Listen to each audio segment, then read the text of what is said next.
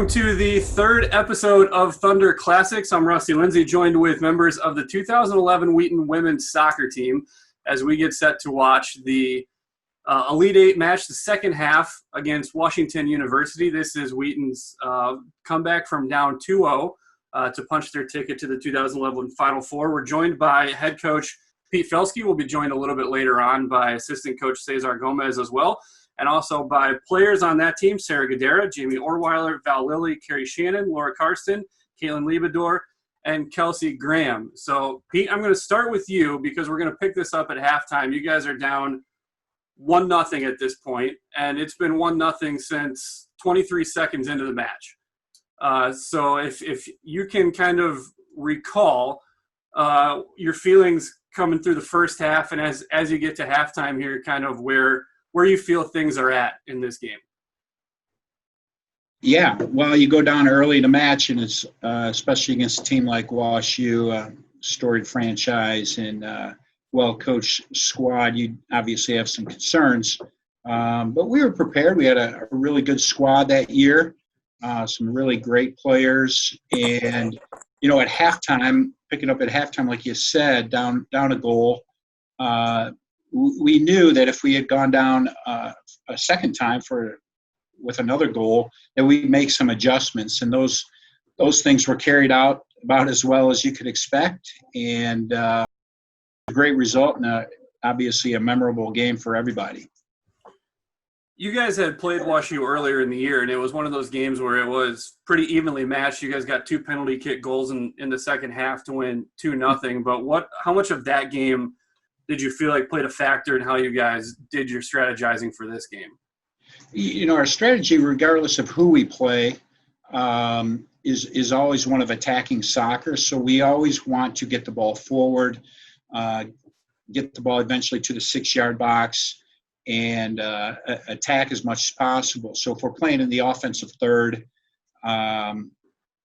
obviously we don't have to defend as much. And so our philosophy has always been to go forward. We have some great attacking players, and if we can put pressure on other teams, that's to our advantage. And whether it's WashU or any other team we play, we stick to that philosophy, and the players buy into it. So we're confident with whatever team we play, up a goal or down a goal. We're going to play 90 minutes hard and be confident. Kelsey, I'm going to start with you with the first question, because you guys had posted 2 shutouts in the first weekend, and then the 4-1 victory over Whitewater, and then you give up a goal 30 seconds in. Kind of take me through the goalie mindset when you're chipped early and the team's chasing because of the early goal. Yeah, I mean, I can hearing you talk about that, my mind immediately goes to how I felt after that goal, and just my stomach dropping. It was super unfortunate. But like Pete said, I was incredibly confident with our team, and so at that point, my focus turned to, all right, let's not let it happen again. And kind of as a defense, that was our mentality. Just let's move forward, and it happened. Control it. So that was a tough way to start the game, but we kept pushing.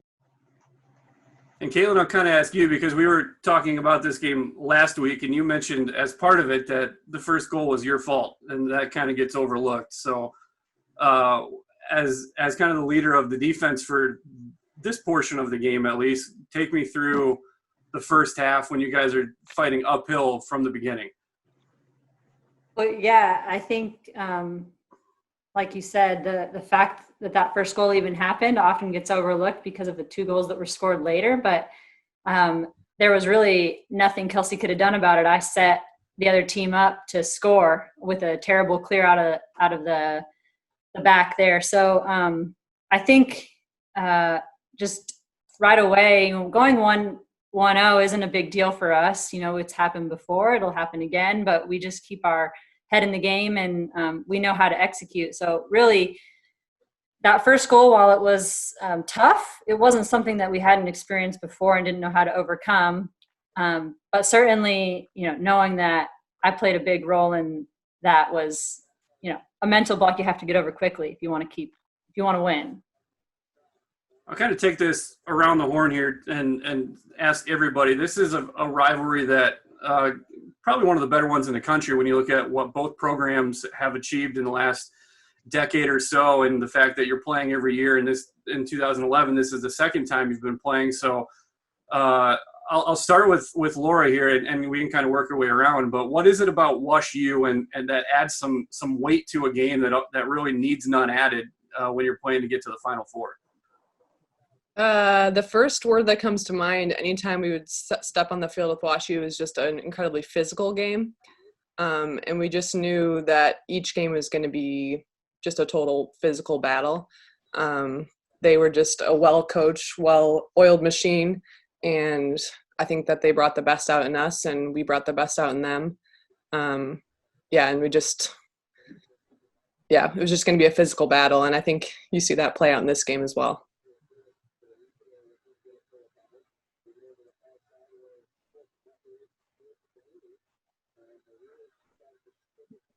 Kind of open this up to everybody else as well here. What as we start watching this, what do you remember about the first half of this game, which we obviously don't get a chance to watch, but what are some of the emotions you guys are feeling as we start the second half here?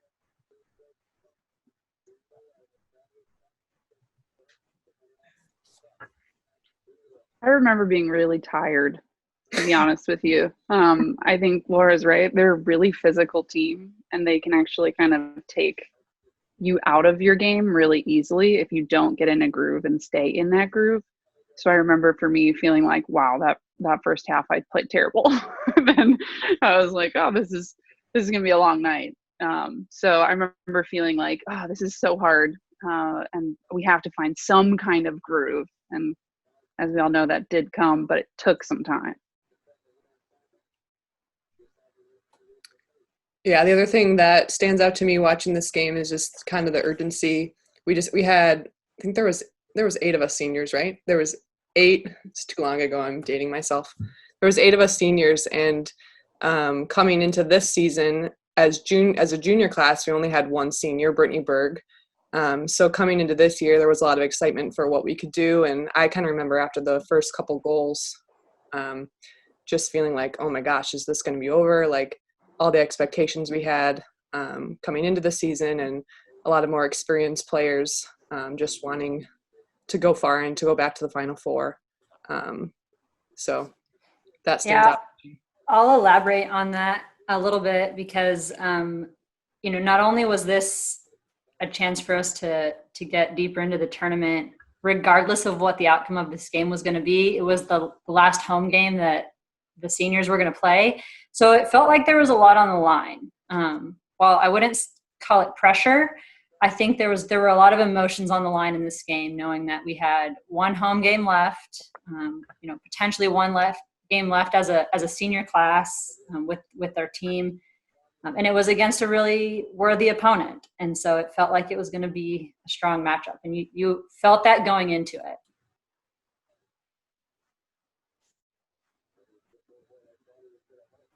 Yeah, I think even as like a freshman coming in this year, like Laura mentioned, there was a big senior class, and like even the 5 of us freshmen coming in, just not really knowing anything, we got a sense of the urgency of that season from the upperclassmen right off the get-go. And I think like when we went down in this game, after all that, like that season had been and the past 3 years that they had, there was just a sense of like, this can't be it. Like, there's no way. And and then it just played out the way it did. But yeah, I just remember a real focus and sense of urgency about this season, being very oriented towards postseason run and like a national championship. Because I think it had been a while, and I think this was the first year that nobody was on the team that had actually won one yet. So I think that was losing in this game was kind of like, that can't be it. Mm-hmm.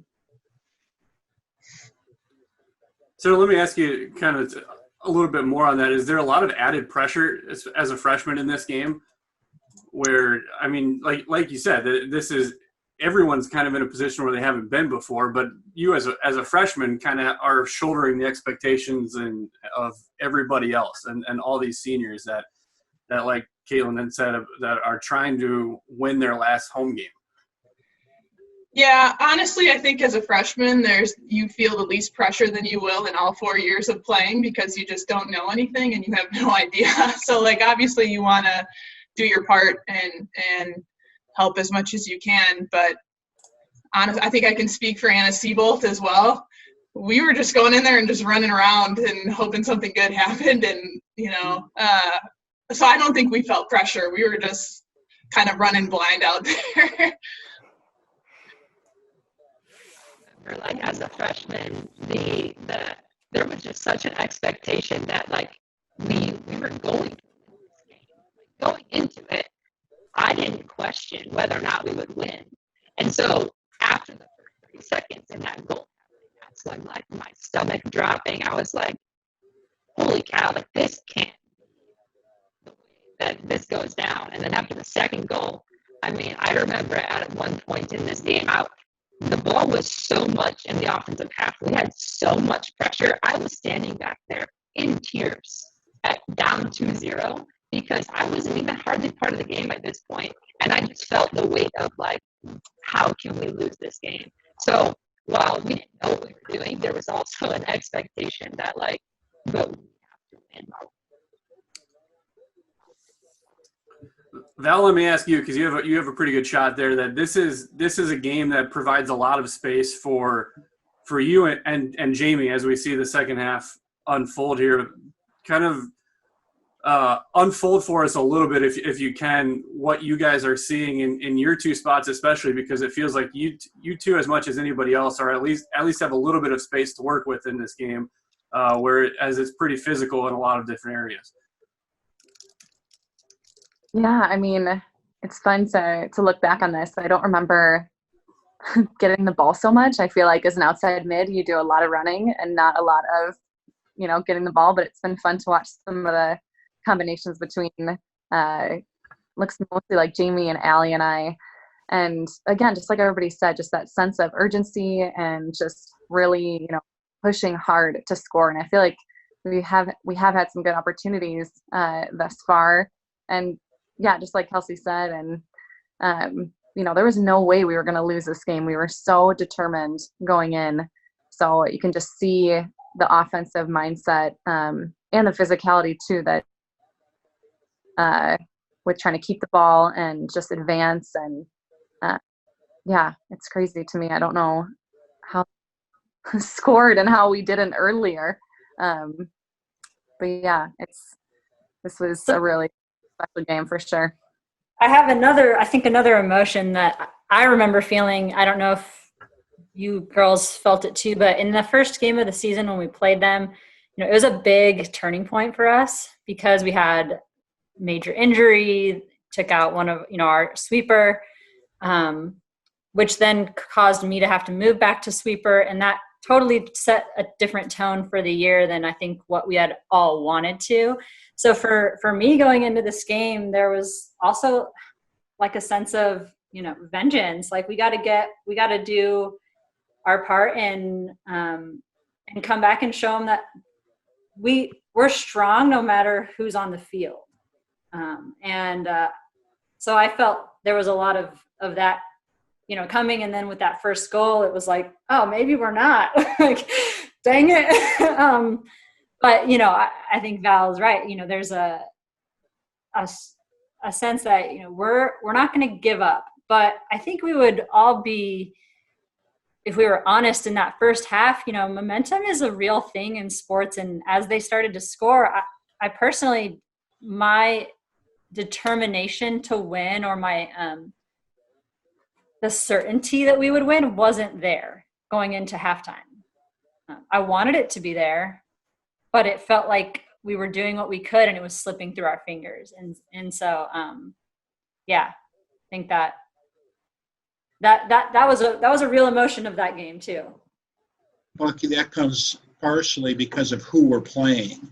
WashU, as we've already mentioned, is very physical, but they're always very organized and tough to score on. So I thought we were prepared in this match.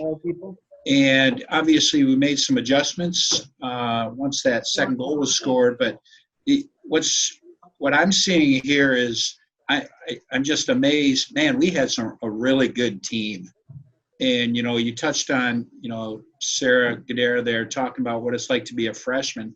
Bucky, when you were a freshman on this team, you didn't even play much. You didn't even start and didn't play many minutes. And here you are, obviously, as a senior, a major factor in everything from moving you to the sweeper position to ultimately scoring a couple goals in this game. It's great to watch, and it just shows that every player, freshman through senior, has a significant role to play.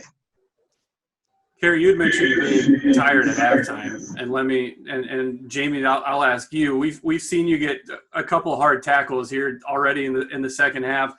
What toll is that taking already? That this is your second game in 2 days, and the physicality we're seeing, especially with you, kind of taking the energy out of you as you guys are continuing to fight back here. Yeah, I mean, it wasn't anything that we didn't expect. Like everyone has already said, that was, just how WashU was. But I think that for me at least, going into the second half, I was still, pretty confident. We were only down 1-0, and I just felt like throughout the second half as the game went on,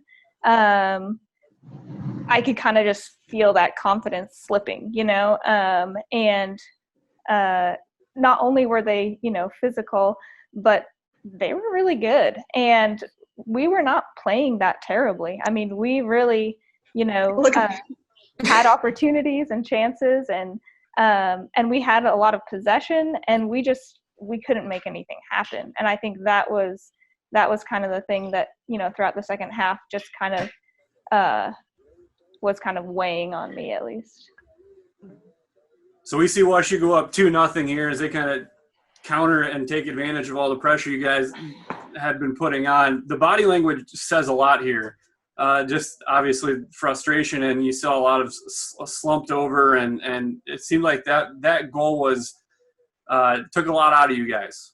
I would say just by seeing how you reacted physically from the wide shot there. Yeah, I think there were at least, 5 of us back there with our hands on our knees, just not even, I'm sure also partially physical expression of our tiredness, but just the emotional, again, that feeling everyone's been talking about, the emotional almost defeat of, shoot, like 1-0 is one thing. You can come back from 1-0, but 2-0 is another, especially, this late in the game. And we've, been pushing for a solid, I'm not sure the time, at least, 15, 20 minutes.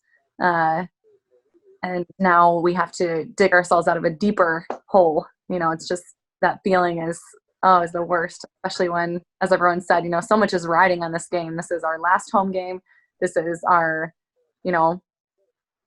chance to get to the Final Four for the first time in, this will be since, 2008. And, it's like heartbreaking to watch. I can feel my stomach sinking over here. I see Cesar has joined us. So Cesar, if you can remember, and now that you're chasing 2 goals, what conversations are you and Pete having on the sideline here, and how you attack scoring now 2 times to get even? I know the conversation went on in the locker room saying if they score another goal, we're gonna do this. So they scored the second goal, and Pete walked toward me, and he said, "Is it too early to pull what we said we were gonna do?" And I said, "Yeah, it's too early. Why don't we do this?" And I said, "Put Bucky over there, put Shelby here, and take on." He just yelled at me and said, "But we didn't say that to them." And I said, because to our girls, you gotta say specifically what you're gonna do. If you pull something that is not there, then they're just gonna freak. So he walked away from me, like he would go all the way, and then come back and say, "What is it you said?" And I said, I went through it again, and somehow, I don't know what he was drinking, but he said, "Yeah, let's do that." And we pulled the people we're supposed to pull back, you go up, and we looked terrible. We just looked terrible, like didn't look good at all. But Pete stayed with it. Pete did not pull anything else. Like, I'm pretty sure he's gonna say, I'll blame this guy for this one. But he stayed with it. He stayed with it, and then we pulled more, and then that free kick happened, and when we scored the first one, he immediately pulled the next move to move and turn it and goal. And I keep timing. I still time that. When the referee said it went a minute and a half for him to restart that game, because Ann was struggling putting the gloves on. It went a minute and a half, and I think all of us kind of had a moment to breathe a little bit, say, hey, we can do this one. And from that point on, it's just, I didn't watch any of that game. We were behind, just pulling people, doing kind of stuff. And maybe later on, I watched the highlight, and that is when I really sunk in that, oh, we did this one. Bucky, you had mentioned that the week leading into this, Pete had mentioned in practice that this was a possibility, that the idea of playing 11 forward players and playing a true sweeper keeper was something that was a possibility. When he says that, and then you're in the locker room and it becomes a possibility realistically, what's going through your mind of this crazy scheme might actually come to fruition here? Well, I mean, maybe I'm not the best person to ask that question to, because I think I'll do whatever the coach says. But we had talked about it. I didn't think we'd actually do it. But as soon as things started to fall into place in a negative sense, it kept becoming more and more a reality. So I think mentally I was thinking, okay, when's he going to say it? When are we going to do this? And honestly, I had a lot of pent up energy. I am not a great sweeper, and I had to be in that position for a long time. So the opportunity to run around kind of like the freshmen were doing was exciting to me. Because when you're back in that position, you just have the whole field in front of you. You know, you're watching this whole thing play out much like a keeper, and you're not actually participating in a lot of it. So you feel the urgency and you see what's happening with your teammates, but you can't do anything about it. And so I was just excited to bring a freshness to it, because I had fresh legs. I hadn't been running as much as they had. I hadn't been being beaten down like Jaime or Keri or Laura. So I think that's mostly what was on my mind, is like, you have fresh legs, go use them. Yeah, and if you'd noticed, she just tried to block the goalie's punt. I don't know if anybody did that all season. Oh my gosh. I forgot about that. Oh, wow. So for the rest of you, when you guys think about, as you're practicing and all of a sudden the idea of the sweeper keeper notion comes forward, what's the initial reaction of man, maybe Pete's gone around the bend, we're going to play without a goalie, or what's the team reaction the first time this gets brought up in practice? I don't remember the specific timing of it, but wasn't it really early on, Pete, that we like implemented this as a possibility? Like, I won't even say like the first few weeks. My memory of it was that Ann Turner, Kristen Clark, and I got to try out to be the sweeper keeper. And clearly I did not win the job. So that was massive disappointment on my end that I didn't get to be it. But I feel like there's Jaime down again. I feel like we just kind of, like Bucky said, we just trusted Pete and Cesar that they kind of had us figured out and knew what would be best. And I honestly didn't think we'd ever probably pull it out, but it was like, okay, this is kind of a fun new thing that we can try. But yeah, I didn't actually think it would happen. Yeah, and then it happened, and then it worked, and so then we started starting games in this formation the next year. I agree. It comes from the philosophy of we just want to go forward. And man alive, when you have a talented team like this, you want to put as many players forward as possible, as much pressure on the other team as possible. So, like Guidera just said, it's kind of goofy, but I think tell me if I'm wrong, you guys. When your coaches believe that you can do something out of the box like this, you have to take some kind of confidence away. You can doubt it, but if we actually have to do it, you can't doubt it for long because you're in the middle of it. And I think that's kind of what we found ourselves here. Okay, it sounds good. Pete and Cesar think we can do this. Oh no, we actually have to do it now, and it paid off. Yeah, I mean, I personally loved it. I thought it was awesome, and it definitely gave me a ton of confidence. And it's like this type of stuff that you make movies after. You're like, what are they doing? So I loved it. And then when Ann goes in the goal, you're just like, do not let them shoot on Ann. So you're just like balls to the walls, like, don't let the other team even take a shot at Ann. But if you notice here, we're not under a ton of pressure. Even as they scored the goals, it wasn't like, wow, they're dominating us, we're going to lose 5-0. Though if you lose 5-0, it doesn't matter, right? 5 or 2. So you take a chance, you try something different. But I think we look pretty good. We're attacking, we're hunting the ball pretty well, and yeah, it's fun to watch this again. Say, I think the sweeper keeper mentality gives the entire team confidence except for the goalkeeper.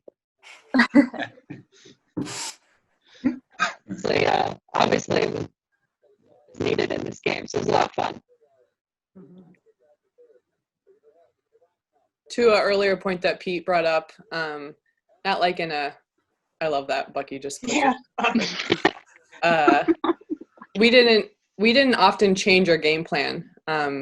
Our coaches trusted, and we just like, especially our attacking players just were so gifted, and we didn't ever like change formation in order to be more defensive. We just kind of played our game and played to our strengths. So even just having this new kind of concept brought up was kind of a fun new element of like, oh, a different way we can play.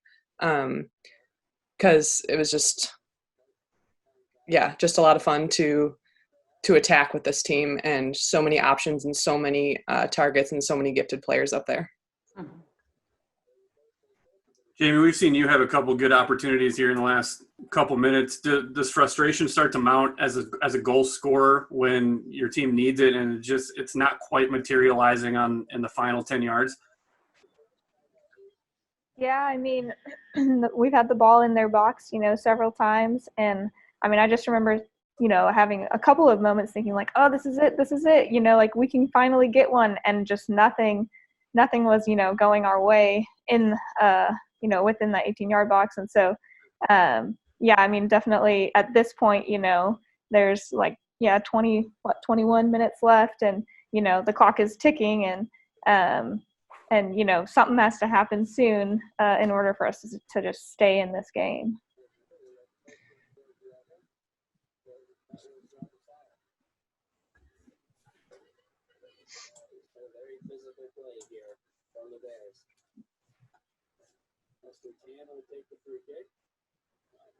At what point does urgency kind of lead to almost playing tighter than you should as this game gets closer and closer and you're still chasing on the scoreboard?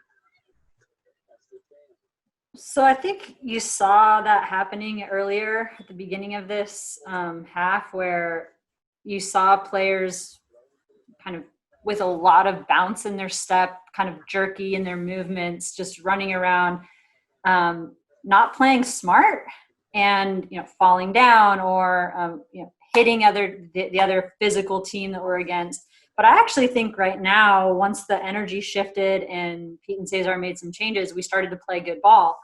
And right now what we're watching is, I think, less urgent and more determined.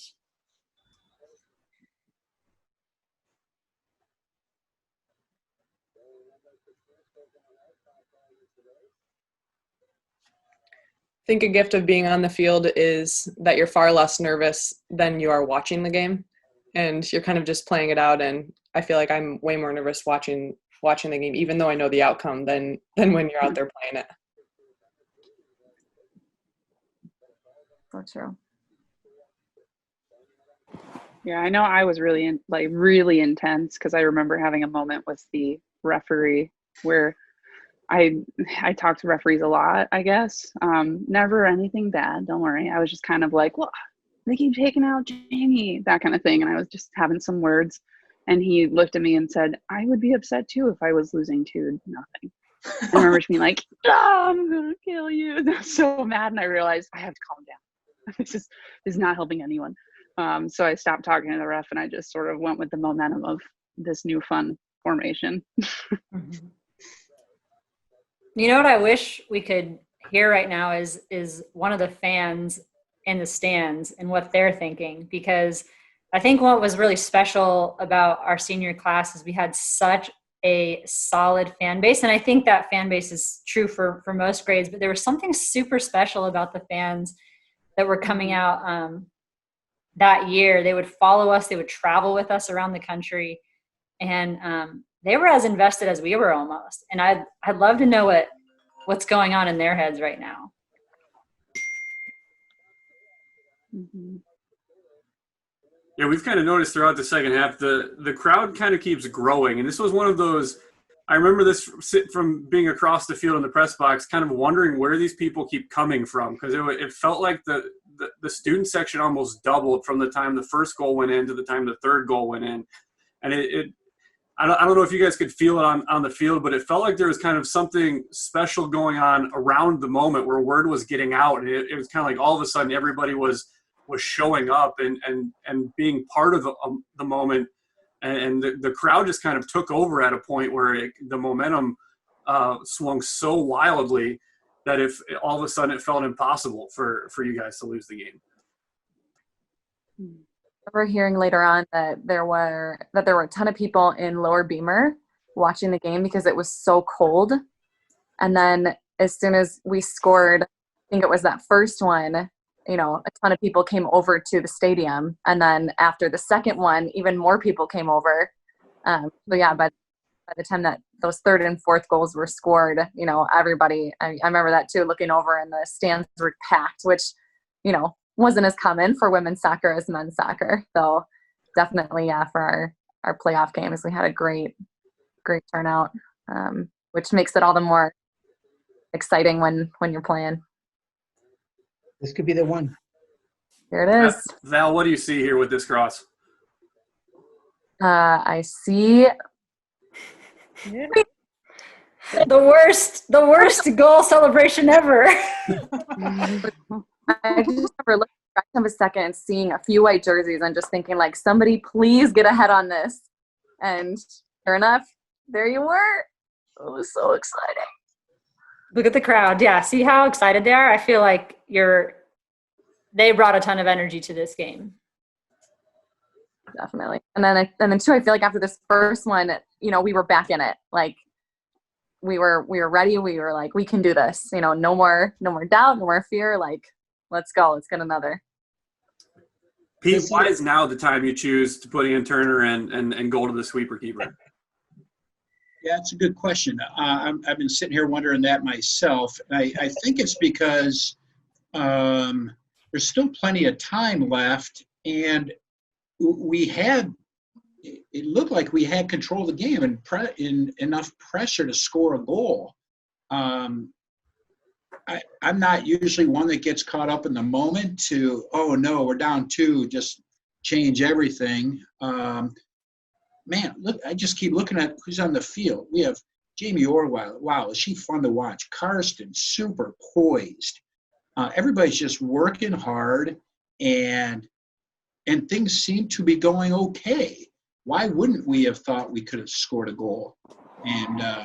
And ultimately we did. So, but now it's starting to get into it a little bit, and we need another one forward. Kelsey, what's the exchange like as Ann comes in for the greatest minute and 8 seconds of goalie work in Wheaton soccer history? She loves it. I remember, I mean, I'm pretty sure, like Cesar said before, like she was trying to get her gloves on. Like it was just chaotic for a minute there. But I remember once I got onto the bench that Pete looked at me, like he like grabbed me, looked at me and said, okay, get ready because you're going back in when we score.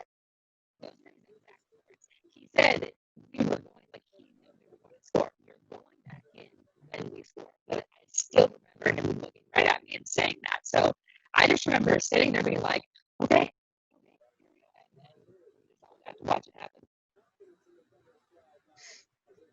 This guy, we all kind of know it's coming, but given the energy that is shown on the field, it almost looks like you guys know the second goal is inevitable at this point.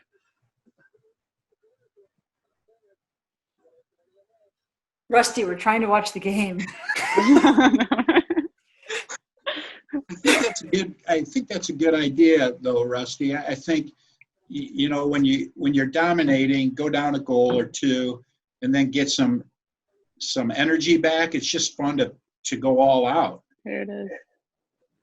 There it is. Yes. So epic. Where's Volty going? Paul's going somewhere else. Little freshman. Look at Here's Ann. Tactically, Rusty, we encourage our players from the outside in to play balls to the 6. And if we can do that consistently and somebody is at the other end, we're confident. And we want our players to understand that that's where the ball has to end up eventually. So our forwards have to be there. Our players up front have to be there, take advantage of those opportunities. It's a great ball, and Bucky did a great job to get ahead on it. I think I can confidently speak for everybody else present here, but I think we all would have picked Bucky if we could pick anyone for that to happen to score those 2 goals. I mean, Pete alluded to it already, but just she'd play all over the field. She'd step into the sweeper role when we needed her. She was kind of the heart and soul behind what we did and just one of our big leaders. And so for her to step up and do that for us couldn't have been written more beautifully. Yeah, for sure. Yeah, I think that's really sweet for you to say. But I think, I have to counter it because, this is like a once in a lifetime, once in a career type of game, obviously. But, it took so many days and minutes of hard work. It took so many practices on the fundamentals. It took wins and losses for us to even get to this point. And I think it's just so important for, everyone listening to this to know that, one of the things I think that makes the Wheaton program so special is that every single person truly plays a role in this program. So whether you're on the bench for 4 years straight, you get 1 minute of goalie time, or you have an emotional 2 header goals that people will remember forever.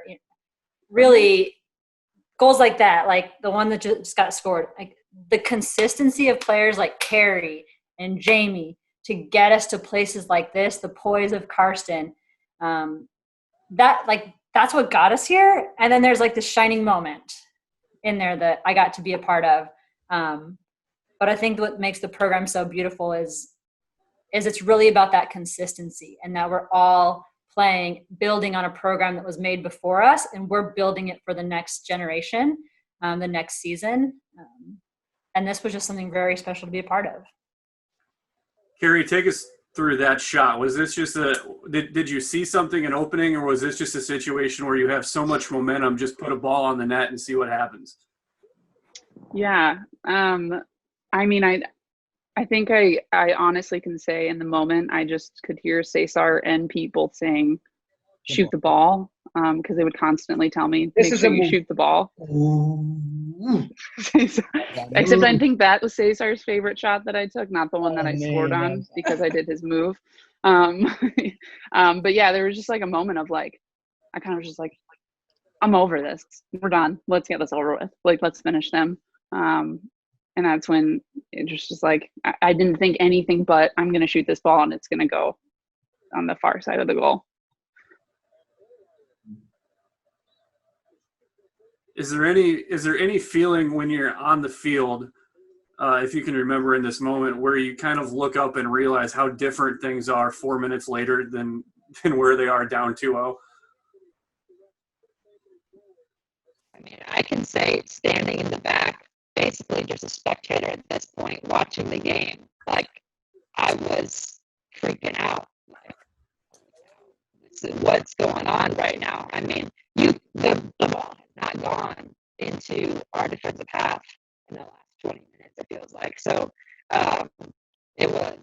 I remember just standing there and feeling the weight of momentum that had shifted and how amazing just everything was at that time. Actually, I think what's real obvious to me watching this now is that we're still trying to attack. We're up 3-2. Most teams that would have come back from 2 goals down, take a lead by now, they're probably sitting in, being safe and protecting the lead. And that's just not us. We want more. We want to beat teams 5-2, 6-2 if possible, not just find a way to win and then kind of sit in and bunker. You still see people chasing balls down 100 yards away from the goal, and that's kind of our philosophy. And then anybody can do it. We have Shelby still as a forward at this point, and that is it show confident in our player as well.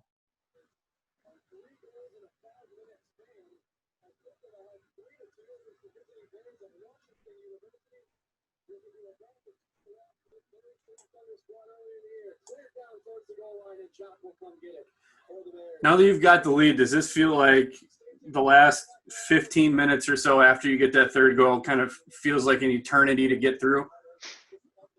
I just started sweating, Rusty, like right now. Like, this is when I got nervous. I'm like reliving it in this moment because it was so intense. I will say this, at the moment during this game, I think it kind of hit me, and I remember looking over at Jim Conlon, their coach, just thinking, wow, another crazy Wheaton WashU game, and this is the way it's supposed to be. You know, whether it's a game to go to the Final Four, or just a regular season match, these are the games you love to be a part of. And it was obvious in this game, wow, another special moment in the history of Wheaton women's soccer. It's just fun to be a part of. And we're still going after it. I got you, Laura. Thanks, Goody.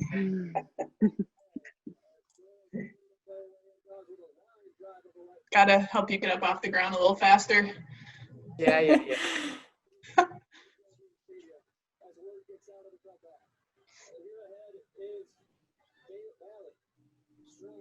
I mean, I think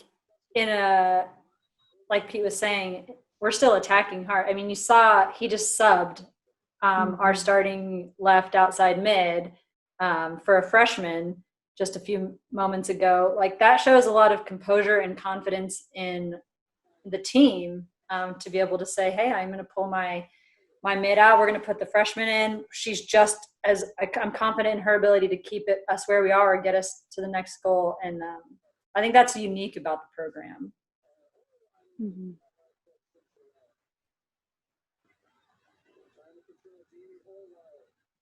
Is there a point where you feel you kind of feel that WashU's urgency turns a little bit more towards desperation and kind of where you guys were about 10 minutes ago in this game?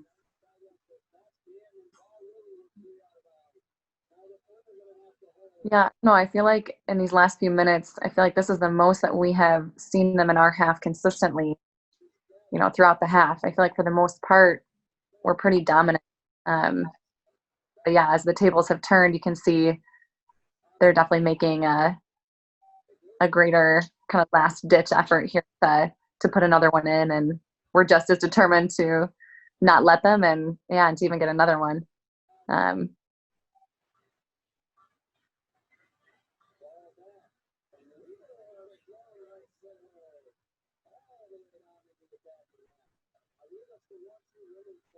Yeah, I think there's something really unique about this group of girls that we all got to play with too. It's just the idea that I don't remember when Pete first said this to us, but there was the phrase, like, say you're going to work hard and then go put on your overalls or something like that, like some farming thing he picked up one day. But he would say something like that. Dream big dreams, then put on your overalls. There you go. Something like that. Some the overall part stuck with me because it was so weird. But I remember thinking about this team. There's kind of this almost like this, like, for lack of a better phrase, like almost like a blue collar tendency to, we knew how to play fancy, but then we also knew how to just grit it out. Like players like Bucky, who were just going to be like, I'm going to work for the entire time. And so we knew this would happen. We played a lot of that juggling game, sellout, and I feel like that was kind of the team personified, you know, just a bunch of people that were willing to sell out. Look at both putting her body on the line. Sure. It was. Everybody was always willing to kind of just do whatever it took to get the ball in the net.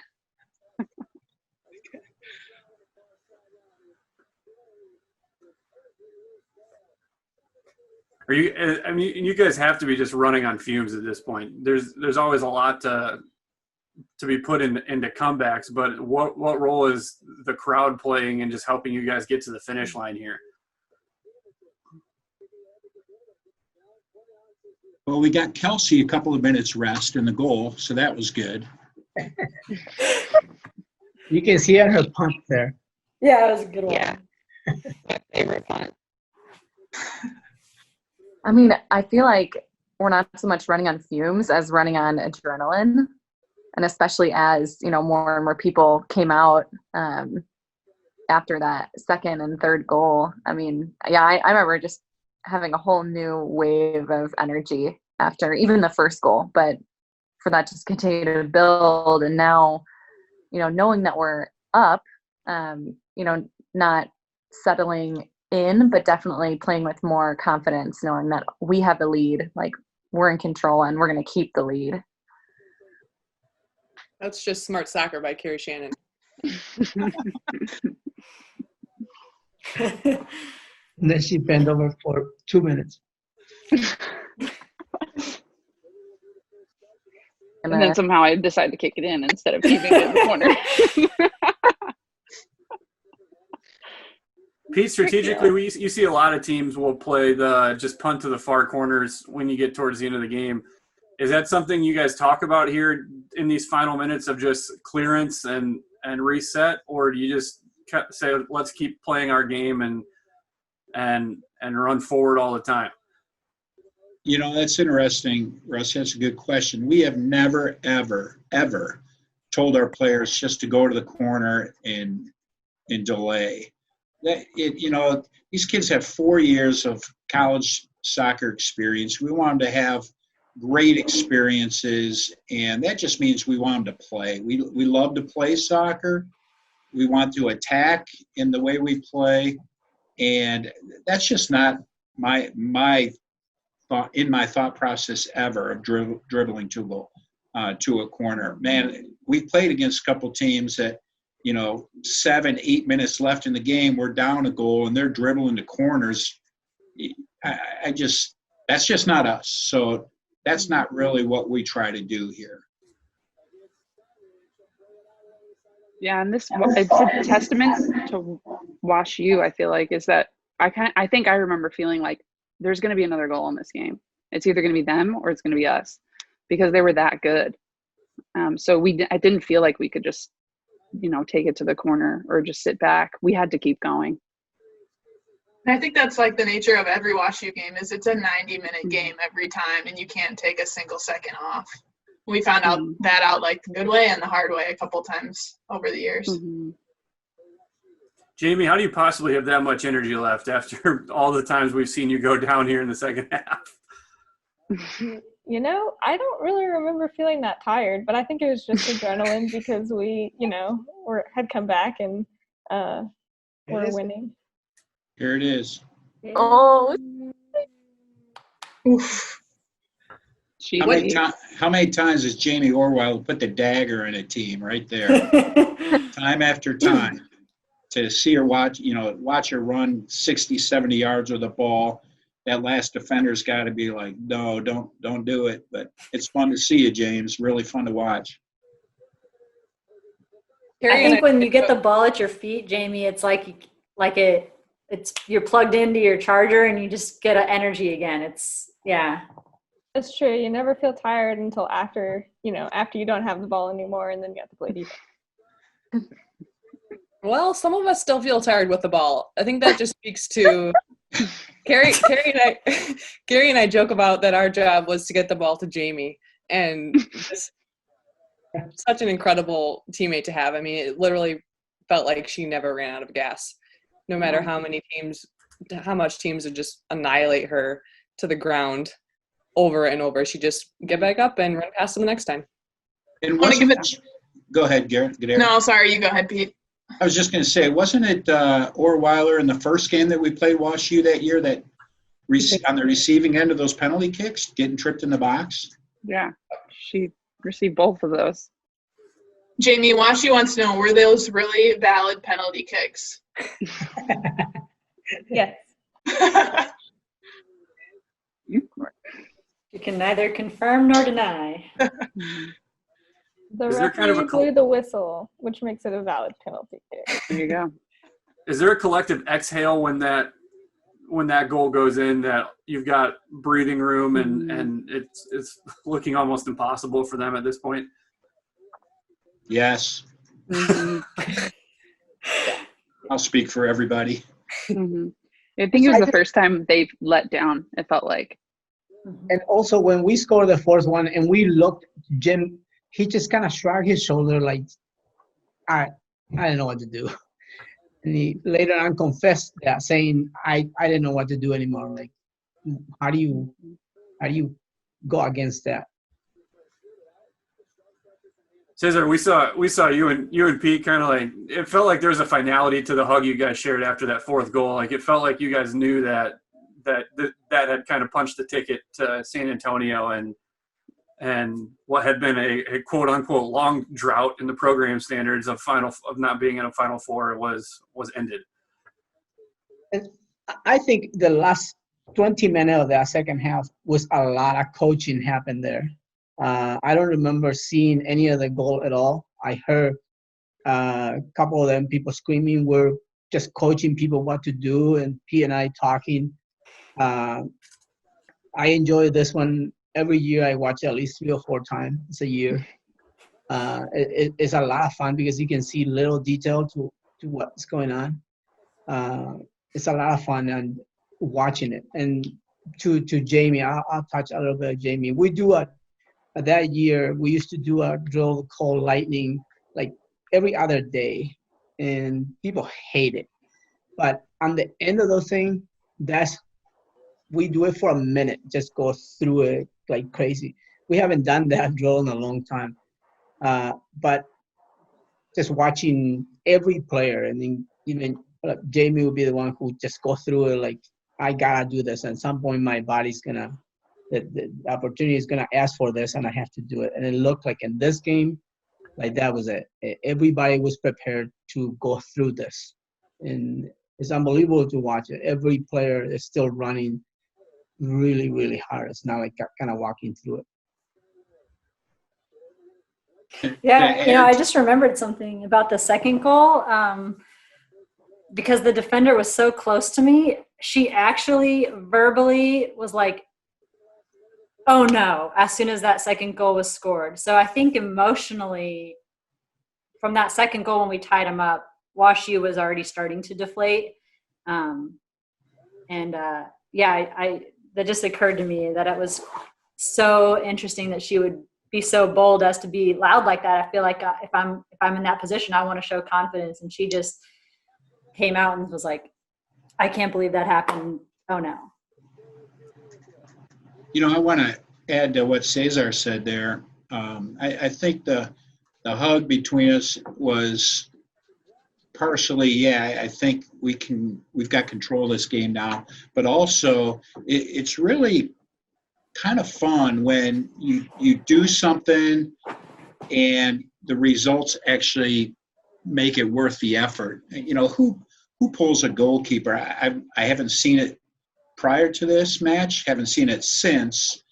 And when you do something and it pays off in the end, pulled off by a great set of players, a lot of pride in that, and it's fun to be a part of. We're all lucky there. Shout out to Grace McKenzie in the orange sweats who just got her ACL surgery done that day. Running out. Crutching onto the field. There she is.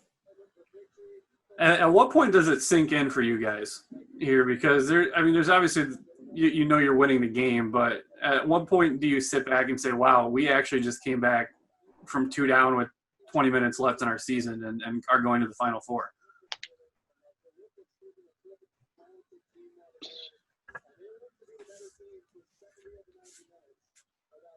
I think when Ali Koppelman finally circled up and said, we're going. But at this point, we're just happy that this game is over. It's done. And we're leaving WashU behind. I think that's.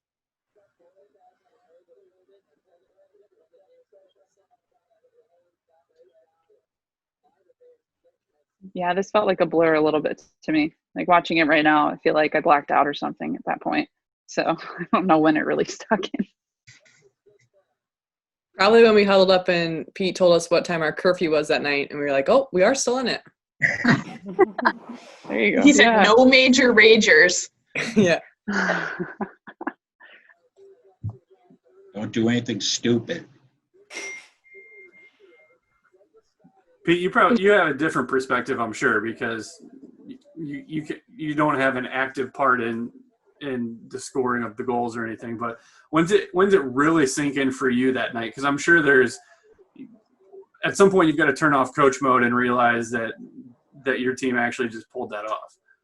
Yeah, obviously at the end of the game you realize what just happened. I think in the days following, I had so many people get in touch with me from across the country. Just, I can't believe you guys did that. We watched it. Who pulls the goalkeeper? Who puts their defender up front? And so I think it was the days after where, wow, we just did something pretty cool. And to be honest, we did. I haven't seen it since. Certainly haven't seen it prior. I've been here, 32 years.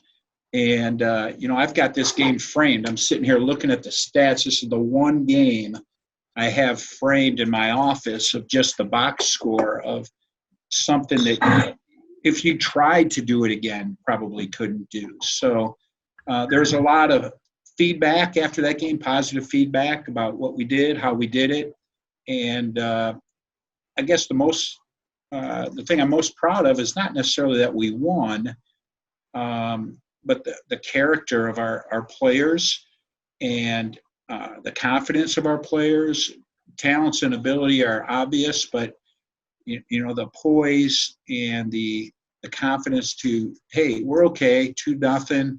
We know we're going to pull the goalkeeper. We're going to throw everybody forward, and somehow we're going to find a way to score 4 goals.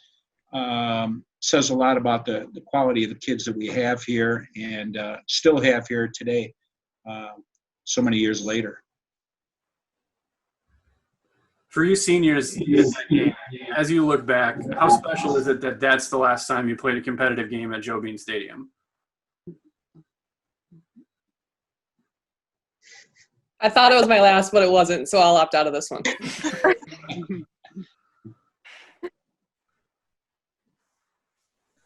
Jamie?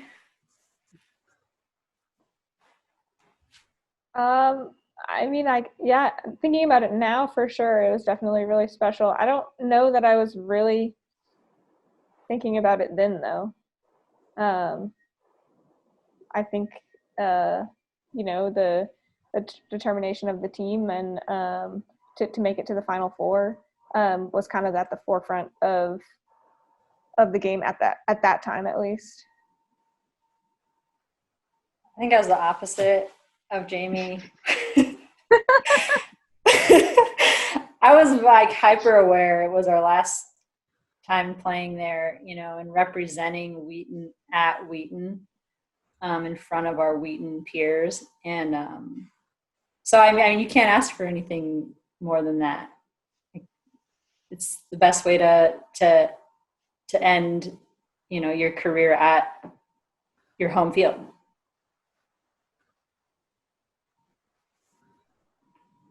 And I'll ask you to elaborate on that a little bit, because you guys also get because of the win, you get the ability to finish your careers in a national championship game. And how special was it the next weekend then to get to be one of two teams that play every second possible of that season? There's actually a audio recording that Bucky did before our national championship game, speaking on that very subject about how we were one of two teams, and once again just kind of bringing us in. She's always so good at giving us perspective on where we were, because when you're in the moment, it's so hard to think outside and to really appreciate what you're in.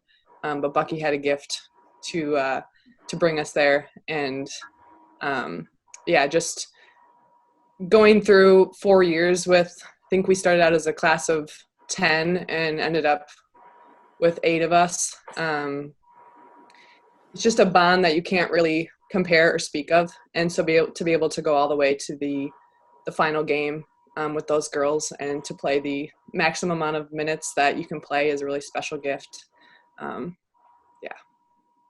If anyone wants the audio, I can send it to you.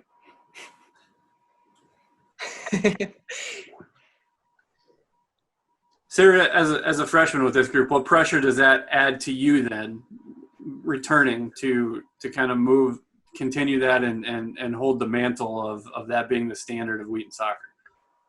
Yeah, well, I think like Laura was talking about, that group was a really influential and impactful group, and a group whose absence is going to be really noticeable the next year, and you think a lot about how you can replace that, and then eventually the season starts and you realize you can't replace it. You just have to do what you can do.